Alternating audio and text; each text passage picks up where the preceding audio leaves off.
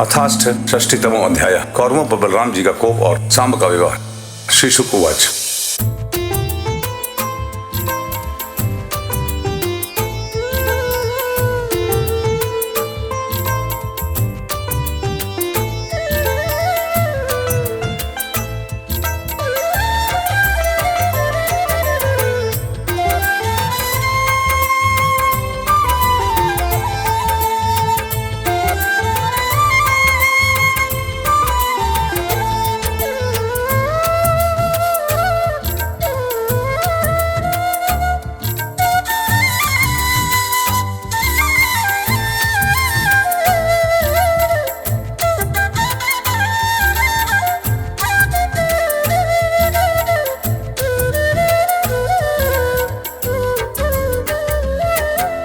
दुर्योधन सुतां राजन् लक्ष्मणां समितिञ्जयः स्वयंवरस्थमाहार सम्भोजाम्बवती सुतः।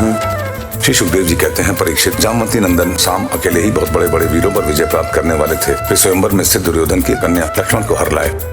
कौरवा कुपिता ऊचु दुर्विनीतो यबर्भकः कदर्थे कृत्य न कन्या मकामहरद्बलात्।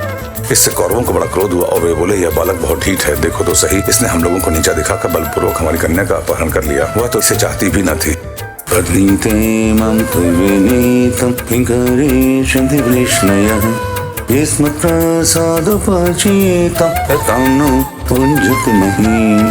अतः इस ढीठ को पकड़कर बांध लो। यदि यदुवंशी लोग रुष्ट भी होंगे तो वे हमारा क्या बिगाड़ लेंगे। वे लोग हमारी ही कृपा से हमारी ही दी हुई धन धान्य से परिपूर्ण पृथ्वी का उपभोग कर रहे हैं। निगृहीतं सुतं श्रुत्वा यदिष्यन्ति वृष्णयः भग्नदर्पः शमं यान्ति तमा एव सुसंयतः।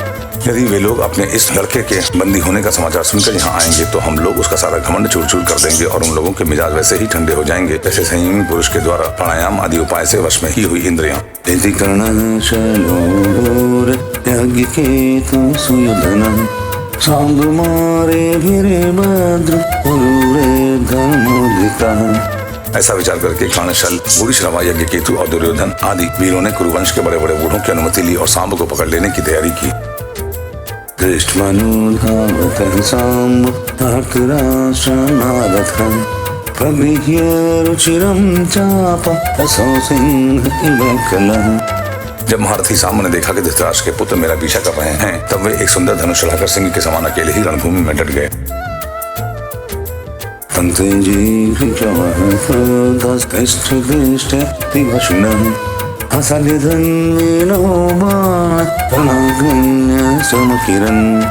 इधर कर्ण को मुखिया बनाकर कौरवी धनुष चढ़ाए हुए सांब के पास आ पहुंचे और क्रोध में भरकर उनको पकड़ लेने की इच्छा से खड़ा रहे। इस प्रकार ललकारते हुए बाणों की वर्षा करने लगे। श्रेष्ठ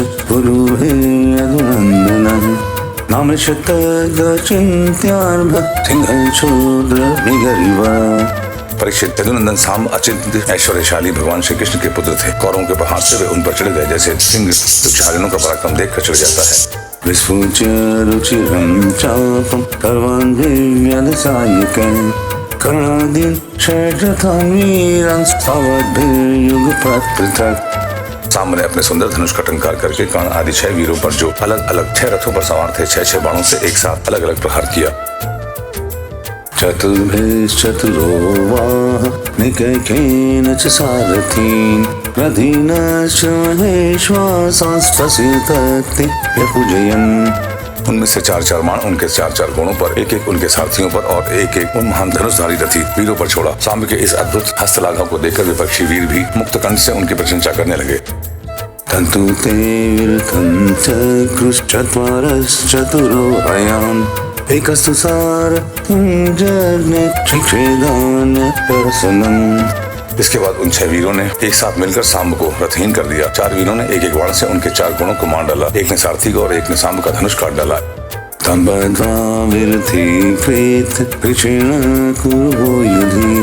कुमारं स्वस्य कन्यां च स्वपुरं दैनो विशन्। इस प्रकार कौरवों ने युद्ध में बड़ी कठिनाई और कष्ट से सांब को रथहीन करके बांध लिया। इसके बाद वे उन्हें तथा अपनी कन्या लक्ष्मण को लेकर जय मनाते हुए हस्तिनापुर लौट आए। रक्षित्वा नरदूतेन राजन् सञ्जतमन्यवः कुरुन् प्रत्युदमं चक्रु उग्रसेन प्रचोदितः। परीक्षित, नारद जी से यह समाचार सुनकर यदुवंशियों को बड़ा क्रोध आया। वे महाराज उग्रसेन की आज्ञा से कौरवों पर चढ़ाई करने की तैयारी करने लगे।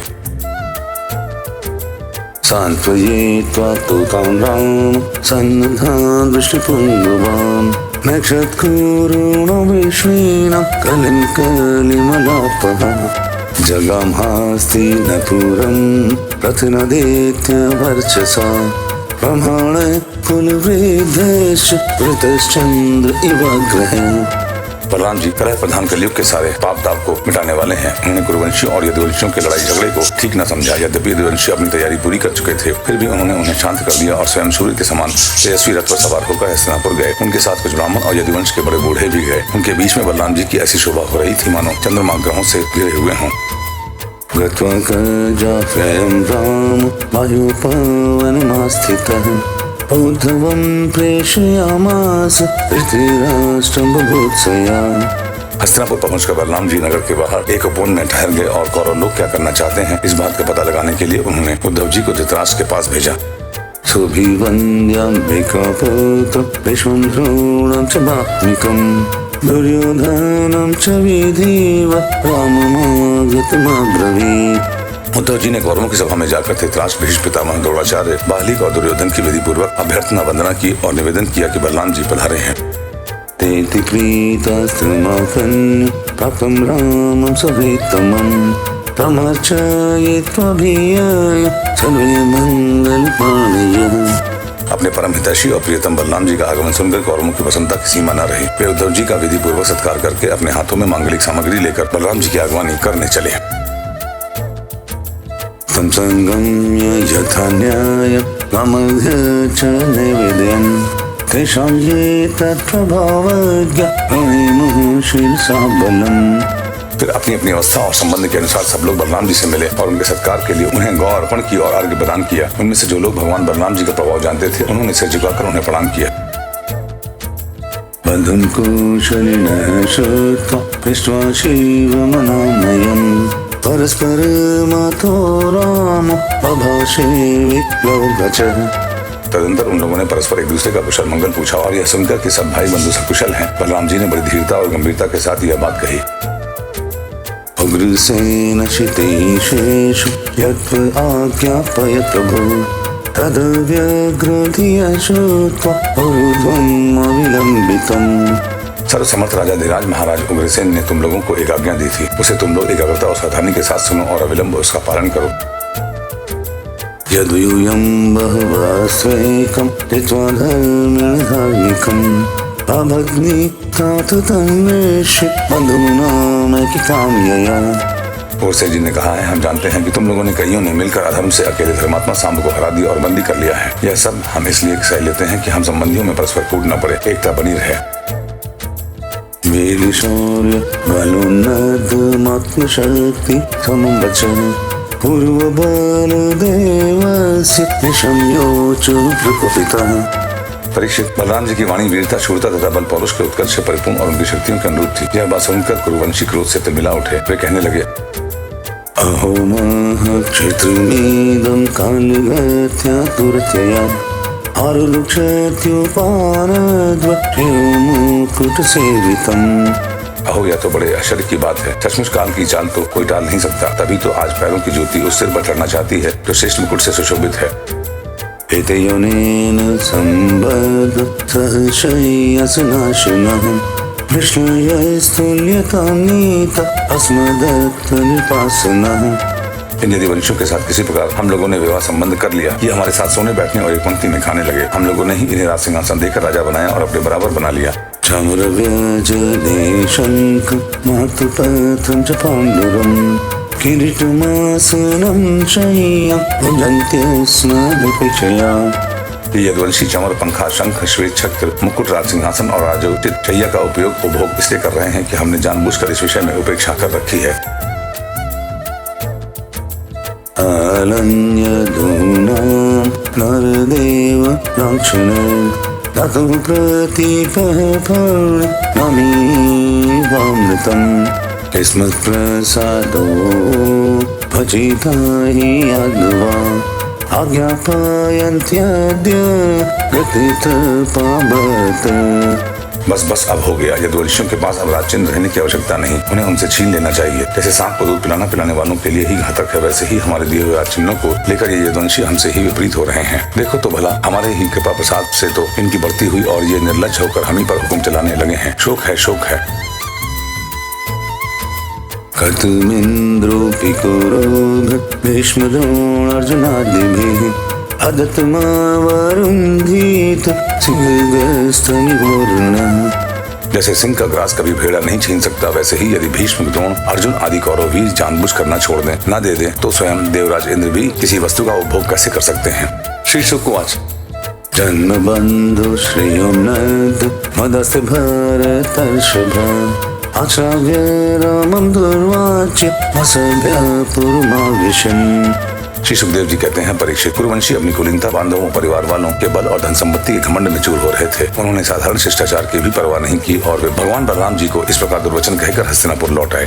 दृष्ट्वा क्रूरं बहुशीलं श्रुत्वा वाच्यानि चाच्युतः अवोचत् कुपुसंरब्धो दुष्प्रेक्ष्य प्रसन्मुहुः।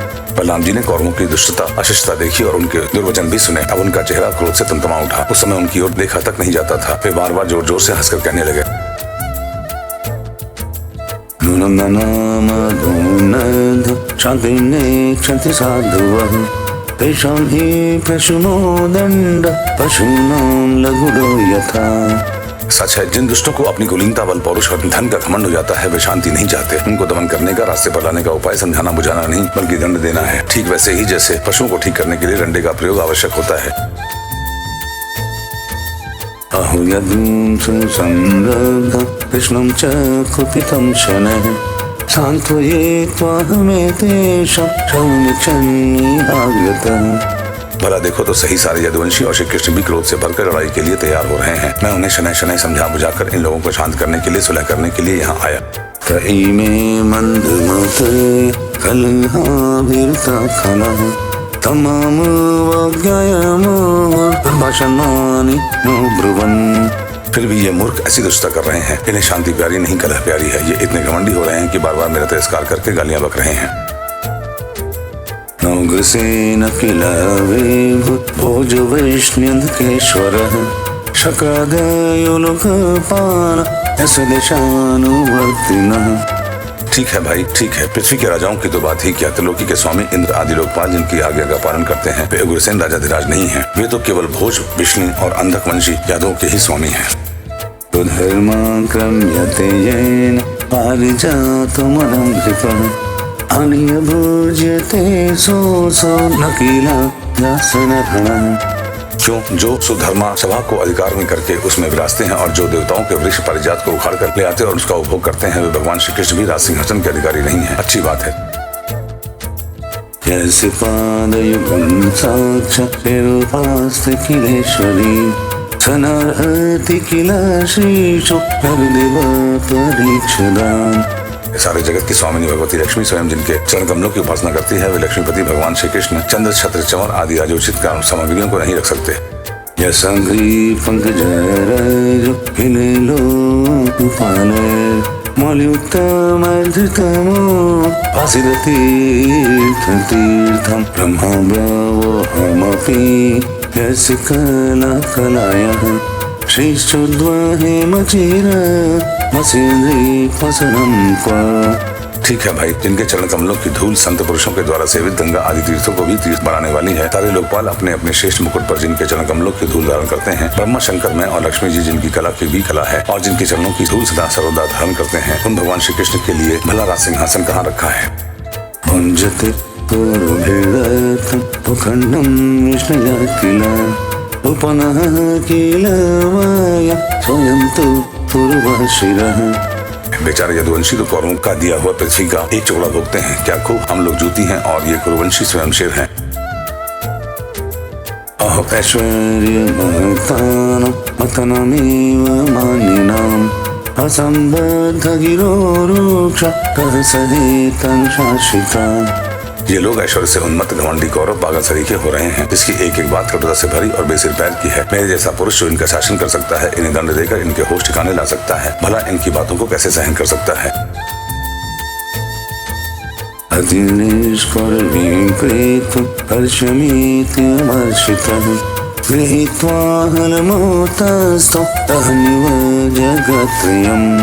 आज मैं सारी पृथ्वी को कौरवहीन कर डालूंगा। इस प्रकार कहते कहते बलराम जी क्रोध से ऐसे भर गए मानो त्रिलोकी को भस्म कर देंगे। वे अपना हल लेकर खड़े हो गए।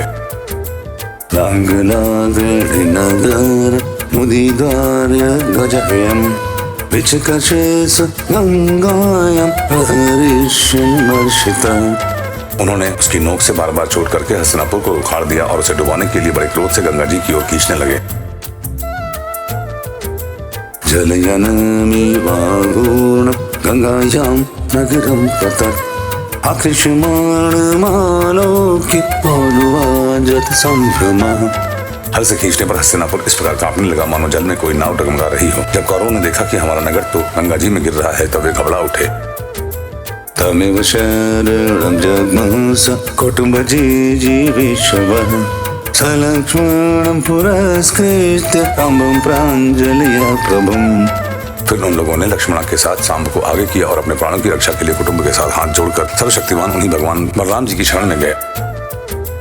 राम राम अखिलाधार प्रभावम् अभिधामते मूढानां कुबुद्धीनां क्षन्तुमर्हस्यति क्रमम्। और कहने लगे, लोकाभिराम बलराम जी, आप सारे जगत के आधार शेष जी हैं। हम आपका प्रभाव नहीं जानते प्रभु, हम लोग मूढ़ हो रहे हैं, हमारी बुद्धि बिगड़ गई है, इसीलिए आप हम लोगों का अपराध क्षमा कर दीजिए। स्थित्युत्पत्त्यप्ययानं त्वमेको हेतुर्निरशयः लोकान् क्रीडनकार्येषु क्रीडतस्ते वदन्ति। आप जगत की स्थिति, उत्पत्ति और प्रलय के एकमात्र कारण हैं और स्वयं निराधार स्थित हैं। सर्वशक्तिमान प्रभु, बड़े बड़े ऋषि मुनि कहते हैं कि आप खिलाड़ी हैं और ये सब के सब लोग आपके खिलौने हैं। त्वमेकमूर्ध्निदमनन्त लीलया भूमण्डलं मे भक्षिषश्रुमूर्धन् अन्ते च यः स्वात्मनि हृदयेश्वरः शेषे द्वितीयः परिशेषमाणः। अनंत आपके सहस्र सहस्र सिर हैं और आप खेल खेल में ही इस भूमंडल को अपने सिर पर रखे रहते हैं। जब प्रलय का समय आता है तब आप सारे जगत को अपने भीतर लीन कर लेते हैं और केवल आप ही बचे रहकर अद्वितीय रूप से शयन करते हैं। कूपस्ते खिल शिक्षार्थं न द्वेषान् न च मत्सरान् बिभ्रतो भगवन् स त्वं त्रिदीपालन् तत्परः। भगवान, आप जगत की स्थिति और पालन के लिए विशुद्ध सत्वमय शरीर ग्रहण किए हुए हैं। आपका यह क्रोध, द्वेष या मत्सर के कारण नहीं है, यह तो समस्त प्राणियों को शिक्षा देने के लिए है। नमस्ते सर्वभूतात्म सर्वशक्तिधराव्यय विश्वकर्म नमस्तेस्तु त्वमयं शरणं गतः। समस्त शक्तियों को धारण करने वाले सर्व प्राणी स्वरूप अविनाशी भगवान, आपको हम नमस्कार करते हैं। समस्त विश्व के रचयिता देव, हम आपको बार बार नमस्कार करते हैं। हम आपकी शरण में हैं, आप कृपा करके हमारी रक्षा कीजिए। श्री शुकवाच। एवं प्रपन्नः सम्यक् निर्विपमानः निर्बलः प्रसादितः सुप्रसन्नो मभीष्टेति भयं ददौ। श्री सुखदेव जी कहते हैं, परीक्षित, कौरवों का नगर डगमगा रहा था और वे अत्यंत घबराहट में पड़े हुए थे। वे सबके सब कुरुवंशी इस प्रकार भगवान बलराम जी की शरण में आए और उनकी स्तुति प्रार्थना की। तब वे प्रसन्न हो गए और डरो मत ऐसा कहकर उन्हें अभय दान दिया। दुर्योधन पारिबर्हं पुञ्जरान् तष्टिहायनान् ददौ च 12 शतान्ययुतानि तुरङ्गमान् रथानां 6 सहस्राणि लक्ष्मणां सूर्यवर्चसां दासीनां निष्कण्ठीनां सहस्रं दुहितृवत्सलः। परीक्षित, दुर्योधन अपनी पुत्री लक्ष्मणा से बड़ा प्रेम करता था। उसे दहेज में 60 वर्ष के 1200 हाथी, 10,000 घोड़े, सूर्य के समान चमकते हुए सोने के 6,000 रथ और सोने के हार पहनी हुई 1,000 दासियां दी। प्रतिगृह्य तत्सर्वं भगवान् सत्वतर्षभा ससुतः सन्नुषः प्राग्वा सुहृद्भिरभिनन्दितः। यदुवंश शिरोमणि भगवान बलराम जी ने यह सब दहेज स्वीकार किया और नव दंपत्ति लक्ष्मण और सांब के साथ कौरवों का अभिनंदन स्वीकार करके द्वारका की यात्रा की। ततः प्रविष्टः स्वपुरं हलायुधः समेत्य बन्धु अनुरक्तचेतसः शशंस सर्वं यदुपुङ्गमानां मध्ये सभायां पुरुषो स्वचेष्टितम्। अब बलराम जी द्वारकापुरी में पहुंचे और अपने प्रेमी तथा समाचार जानने के लिए उत्सुक बंधु बांधवों से मिले। उन्होंने यदुवंशियों की भरी सभा में अपना वह सारा चरित्र कह सुनाया जो हस्तिनापुर में उन्होंने कौरवों के साथ किया था। अद्यापि च पुरं योत सूचयत् विक्रमम् समुन्नतं दक्षिणातो गंगायमनुदृश्यते। परीक्षित यह हस्तिनापुर आज भी दक्षिण की ओर ऊंचा और गंगा जी की ओर झुका हुआ है और इस प्रकार भगवान बलराम जी के पराक्रम की सूचना दे रहा है।